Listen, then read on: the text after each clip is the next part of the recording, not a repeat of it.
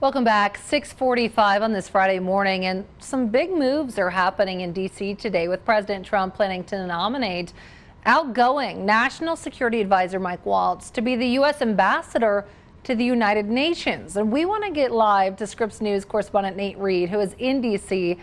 And Nate, is this a reaction to the so-called Signalgate issue?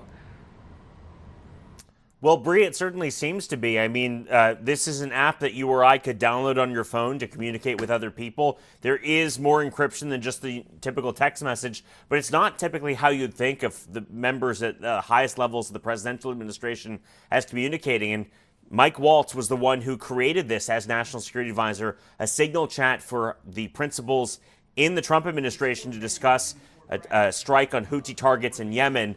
Again, this would appear to be a punishment for that, moves him outside of President Trump's inner circle here in Washington to what is, by most accounts, a much cushier job in New York City, serving as the U.S. ambassador to the United Nations. That includes a $15 million apartment in Manhattan. So again, cushier title, but at the same time requires a different way to get him there. President Trump was able to make Mike Waltz his national security advisor just by waving a wand, by saying, you are my national security advisor. Did not require any vote by Congress. In order to confirm Mike Waltz to be the U.S. ambassador to the UN, he'll have to go through a Senate confirmation process, which would also include confirmation hearings before the Senate Foreign Relations Committee, which could certainly prove to be damaging for Congressman Waltz. Again, a lot of lawmakers on both sides of the aisle, Dems and Republicans, can have a lot of questions for him about his judgment in the wake of that Signalgate scandal.